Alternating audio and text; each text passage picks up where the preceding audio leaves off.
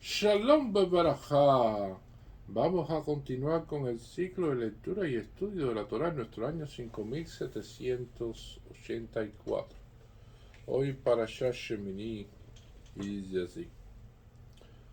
ויחי ביום השמיני קרא משה לאהרון ובני לבני ישראל ויאמר אל אהרון קרא לך עגל בן בקר לחטא ואין לו להט המבין ויגר לפני השם. Fue en el día octavo que convocó Moshe a Aarón y a sus hijos y a los ancianos de Israel y le dijo a Aarón: toma para ti un novillo como ofrenda por pecado y un carnero como ofrenda de elevación íntegros, y ofrenda dichos animales ante Hashem. Y esto es una de las primeras cuestiones que la parashá Shavua va a aparecer con la palabra Vayehi, y aconteció, y fue. Y cada vez que aparece la palabra Vayehi es que hay un problema, hay una situación, hay algo que es complejo allí que se está presentando en ese momento, algo más allá. Y como lo habíamos visto recientemente en la Megilá Esther, Vayehi Meya Hashveró, y aconteció en los días de Hashveró, y ya vemos lo que aconteció en aquellos días y cómo quisieron destruir al pueblo de Israel.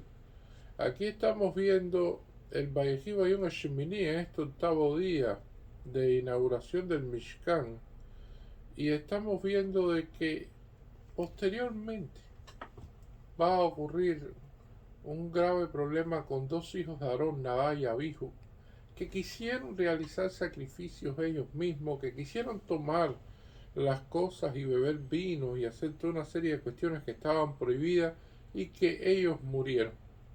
Por lo tanto, a pesar de ser el día de mayor felicidad para Aarón, que fue escogido como Cohen Gadol oficialmente en esta ceremonia, también fue un día trágico por la pérdida de dos hijos.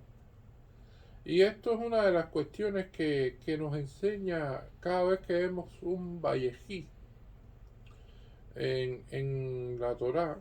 Estamos viendo una cuestión que tiene un trasfondo complejo. Y vamos a ver de que en ese octavo día se convocó Moshe y a Aarón, y a los hijos de Aarón, y a los ancianos de Israel.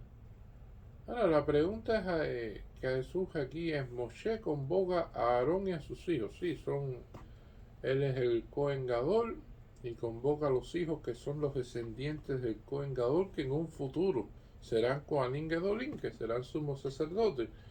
Pero ¿por qué convocar a los ancianos de Israel? ¿Para qué llamar a los ancianos de Israel en este proceso en el cual Aarón tenía que hacer determinados sacrificios y determinadas cuestiones? Y entonces los sabios van a responder con respecto a esto.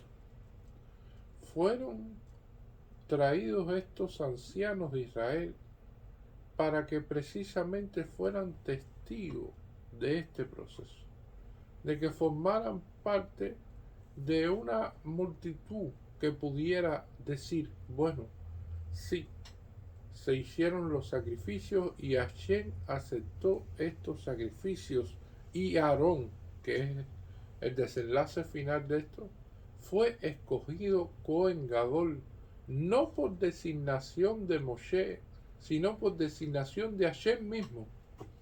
Y una de las cuestiones interesantes que va a aparecer aquí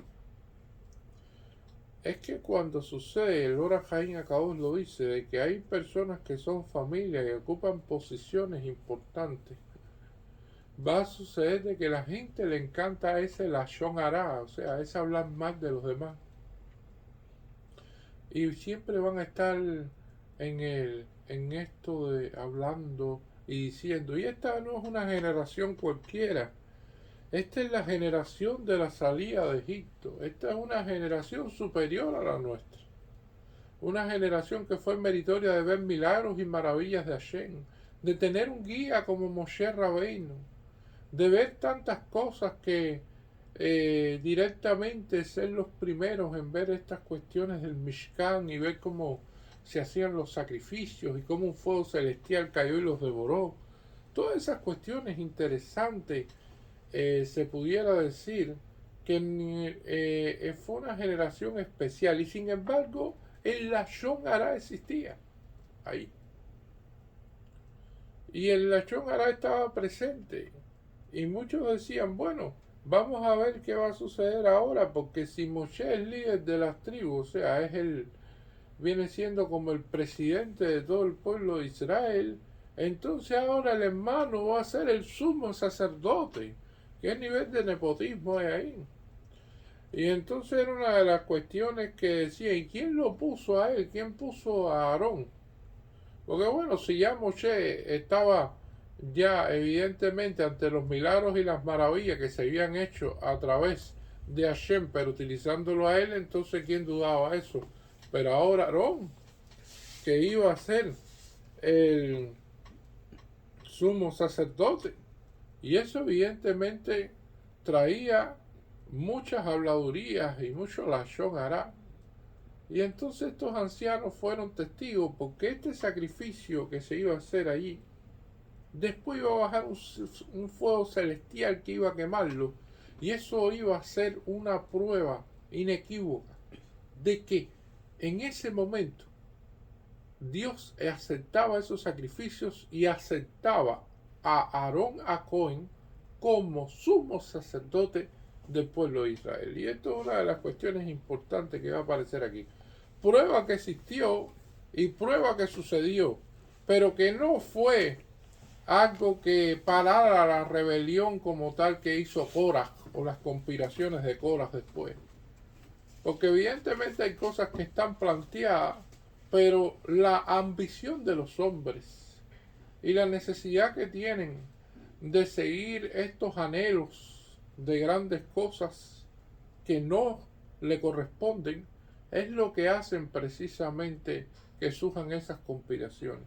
Y entonces eso es lo que trajo aquí cuando se dice de que los ancianos fueron y vieron y estaban presentes como testigos, porque la labor de un Kohen Gadol es precisamente intervenir ante Hashem, ante Dios, por todo el pueblo de Israel. Él no hace el sacrificio solamente por él. Él también hace sacrificios por todo el pueblo de Israel, inclusive por las demás naciones. Se hacían sacrificios en la festividad de Sukkot. Entonces, esa persona tiene que tener determinadas cualidades y tiene que ser escogida por Hashem, evidentemente, para este tipo de tarea. Si no, el sacrificio no va a ser ni va a llegar a donde tiene que llegar. Entonces, por lo tanto, esto es una de las primeras cuestiones que estamos viendo aquí, de que en este proceso no solamente el Kohen Gadol representa, sino que también a su vez debe ser respaldado por el pueblo de Israel, porque es el que va a traer esa mediación entre el pueblo de Israel y Hashem. Y sabemos que el pueblo de Israel tiene sus defectos y tiene sus virtudes y que va a cometer errores y que va a cometer pecados y que va a hacer determinadas cuestiones que va a necesitar los sacrificios. Porque si el pueblo de Israel no los necesitara, Hashem no hubiera dictado que hubiera sido necesario hacer un Mishkan, un Beit HaMikdash y ofrecer esos sacrificios. Porque Hashem no necesita nada de eso. Somos nosotros los que necesitamos precisamente expiar nuestros pecados y que Hashem nos bendiga en todo momento. Entonces, teniendo en cuenta esto, cuando usted analiza aquí la importancia que tenían que estos ancianos dentro del pueblo de Israel, gente rebuscada, gente importante, gente que podía hablar por los demás, gente que podía establecerse ante los demás, entonces esto iba a ser evidentemente de que las personas pudieran en todo momento confiar de que esto fue una decisión de Hashem. La otra cuestión que va a aparecer aquí es de que toma para ti un novillo como ofrenda por pecado. Y estamos viendo una ofrenda por pecado. Primer sacrificio que habla de hacer un sacrificio y ya hay que hacer un sacrificio por el pecado. Entonces los sabios preguntan, ¿cómo va a hacer eso? Es como que un rabino todavía no ha empezado a hablar de Torah y que ya uno le venga a hacer una pregunta. Y le diga, pero si yo todavía no he dicho nada, ¿de qué tú me estás preguntando? Y es lo mismo que sucede aquí, o sea, en el sentido de los símiles que estamos usando, de que en ese momento se pudiera decir, todavía no había ocurrido nada en específico, ya trae una ofrenda para pecado, Aarón a Cohen. Y entonces esto es uno de los elementos que entra en discusión en la Gemara.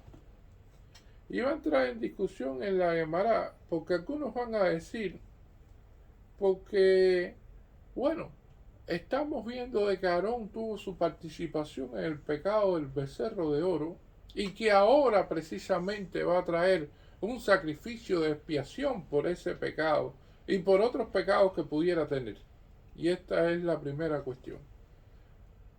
Otros sabios dicen, bueno, pero lo más lógico sería un sacrificio de Tobá, de agradecimiento, un sacrificio de Shelamín, de que pudieran comer juntos y que pudieran comer, pero un sacrificio de pecado en este caso. Y otros dicen, bueno, que el acercamiento a Hashem era tan grande en ese momento que debía ser capará, debía ser expiación, porque no había sido así antes. Y es una de las cuestiones interesantes. Al ser Aarón escogido Cohen Gadol, su nivel espiritual aumenta. Y al aumentar el nivel espiritual, entonces tiene que hacer capará, expiación, porque anterior a eso él no tenía ese nivel y por lo tanto todo el tiempo ese que no logró tener ese nivel y que él no pudo obtener ese nivel hasta ahora. Es una de las cuestiones de cómo se ve.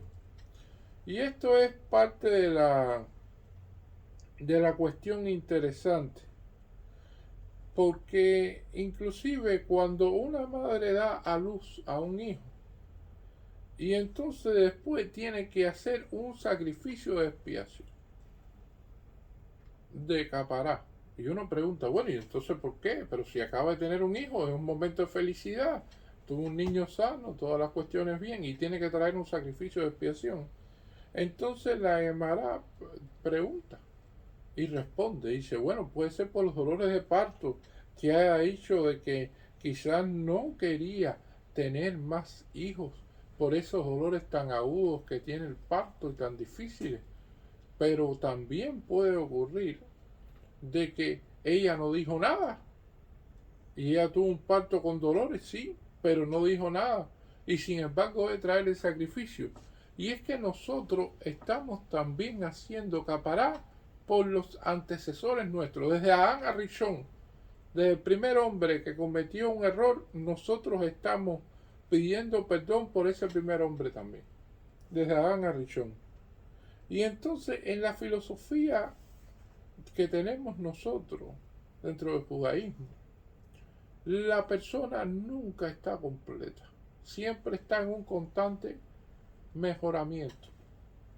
Y esto es una de las cuestiones interesantes que vamos a tener nosotros. Nosotros tenemos que innovar y tenemos que mejorar cada día en todas las cosas que hacemos. Y podríamos poner un ejemplo de que una compañía que tenga, por ejemplo, hace 30 años atrás se fundó y esa compañía se quedó igual que como fue fundada.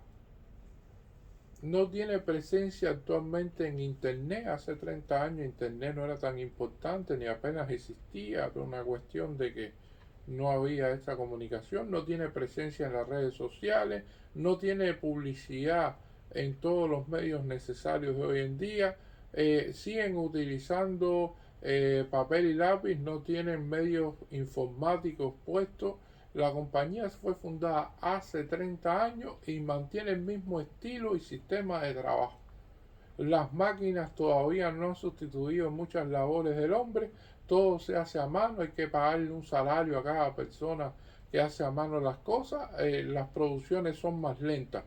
Entonces, evidentemente una compañía que fue fundada así hace 30 años, cuando pasan 30 años y no se innova, no mejora, no utiliza las nuevas técnicas, no sale al mercado con todas las nuevas tendencias que pudieran decirse que se utilizan y que siguen las personas en la publicidad y en todas estas cosas, evidentemente esa compañía va a la quiebra, no va a poder sobrevivir, porque necesita innovar, necesita mejorar, necesita incrementar, necesita cambiar para bien todo lo que hace para que precisamente sus productos puedan llegar a los nuevos clientes, se mantenga vigente en el mercado.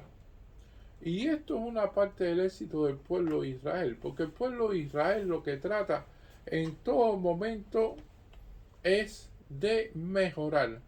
Y es como el Yehudí que va a ver un rabino y le dice, sí, usted da shurim, usted da determinadas clases, determinadas enseñanzas, pero ya yo no quiero aprender más, ya todo eso yo di algunas cosas en el colegio, ya con lo que yo di en el colegio es suficiente.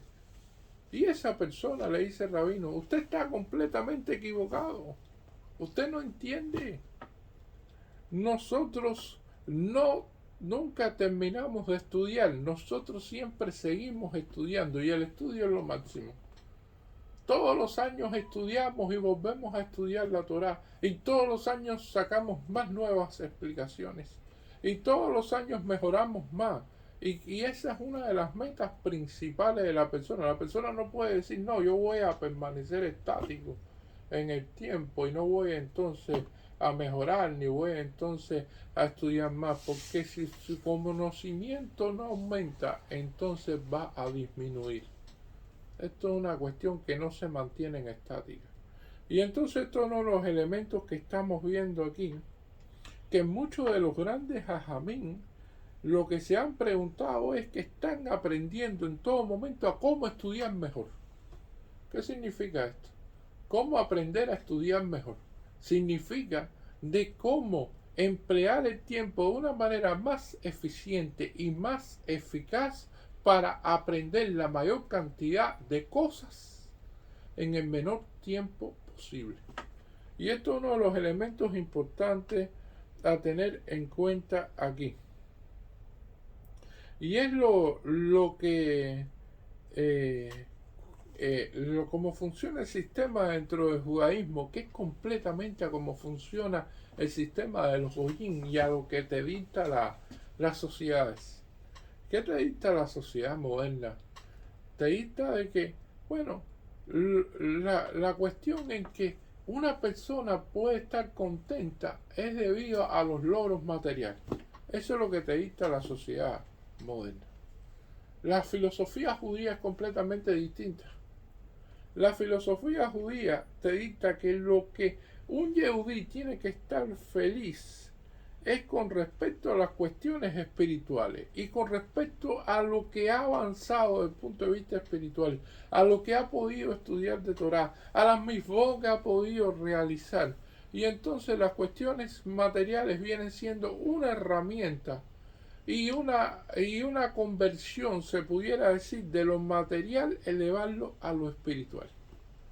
Así como se hace una verajá para tomarse un vaso de agua, así se eleva un simple vaso de agua a un nivel superior. Y eso es una de las cuestiones fundamentales que vamos a ver aquí, que en eso no es entendible por los goyim. Y la sociedad moderna te implementa muchas de estas cosas que van en contra de esta filosofía y no le da importancia mucho al estudio y le dan mayor importancia a las cuestiones materiales y a lo que la persona tiene. Y si existe algo moderno, hay que comprarlo y hay que tenerlo. Si no, no estás en donde tienes que estar. No tienes el éxito que debes tener. Y el éxito de nosotros está en conocer esto y seguir mejorando cada día. Nosotros tenemos una búsqueda de la sabiduría. Y estamos buscando constantemente aumentar la sabiduría. Mientras el ser humano, en sentido general de la sociedad moderna, lo que te dice es que busques el dinero y que incrementes el dinero. Y esa es la preocupación de la mayoría de las personas. Incrementar el dinero e incrementar la manera de cómo subsisten. Y esto es una de las cuestiones interesantes. Nosotros tenemos como filosofía de que hay que dedicarle más tiempo a los hijos, a los nietos y a la familia. Y que ese tiempo tiene que ser fijado de una manera completa para que la familia sienta la presencia de cada uno de sus miembros y que los hijos se nutran del conocimiento de los padres. La sociedad moderna te dice otra cuestión. La sociedad moderna te dice trabaja y trabaja y sigue trabajando. No te dediques a tanto a estar con los hijos o con la familia, sino dedica ese tiempo a hacer dinero y al final en un espiral de hacer más recursos y obtener más recursos para que en definitiva sean gastados en cosas materiales y vanas y al final pasaste por la vida y los hijos prácticamente no te conocieron ni tuvieron realmente un roce contigo. De ahí es una de las cuestiones importantes de tener cuáles son los objetivos en la vida y cuál es la filosofía que utiliza el judaísmo como todo, como cuestión fundamental. Y esto es una de las cuestiones de que hay un más que dice de que un niño va a ver al padre y el padre pasa muy poco tiempo con él, mayoría del tiempo en trabajo y le dice al niño, pero ¿cuánto tú ganas por hora? Yo quiero saber cuánto tú ganas por hora. Y le dice el padre, pero ¿para qué tú quieres saber eso?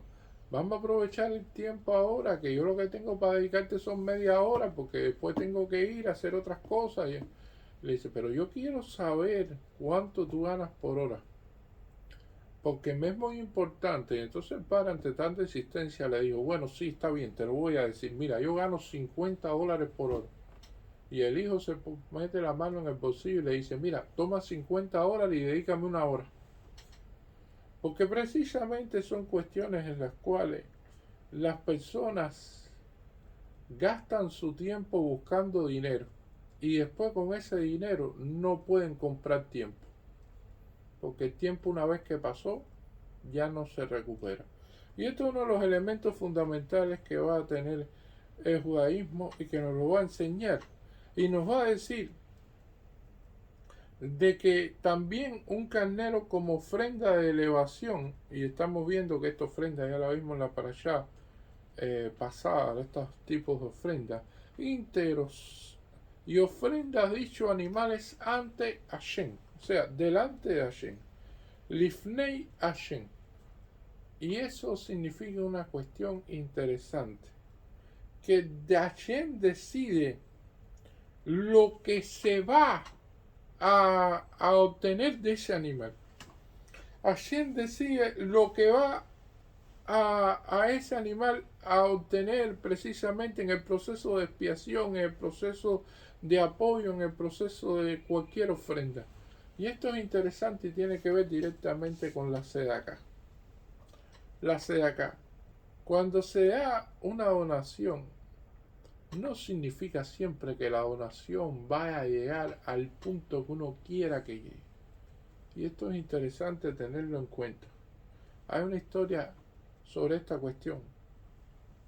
Hubo una persona que una vez donó para Eretz Israel y decidió, cerca de la frontera con los Arabín, donar en una montaña que estaba allí, que estaba en desierto, convertirla completamente en un bosque. Y entonces esa persona hizo una donación de millones de dólares. Porque ¿cuánto vale convertir el desierto en un lugar poblado de árboles? En un bosque.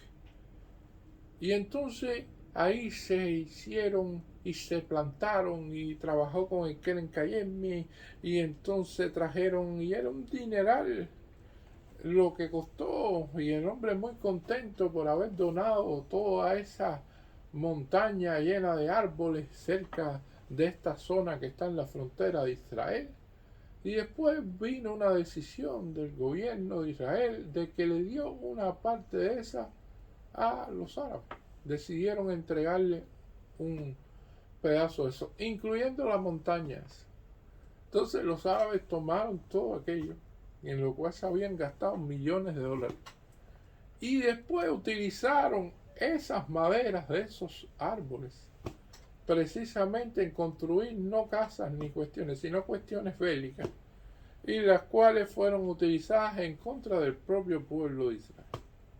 Y entonces, esto es una de los maices, ¿no? De las historias que nos cuentan acerca de cómo a veces la SEDACA no llega a dar los frutos de realmente que uno espera. Y hay otra SEDACA que sí, que evidentemente beneficia directamente al pueblo y se ven y después se multiplica sobre el pueblo. Y entonces esto es una de las cuestiones que Baruch Hashem, que nosotros seamos meritorios de que la SEDACA que nosotros demos y que de la que recibamos se haga el bien con ella y que se estiren nuestros días, se puede decir, se alarguen y se prolonguen nuestros días en la tierra, que se vaya a hacer tikkun olam, o sea, la corrección de este mundo para bien, y que seamos merecedores de ver a Moshiach Sijén y la reconstrucción del tercer templo de Jerusalén. Muchas gracias. Amén. Yehi Ratzon.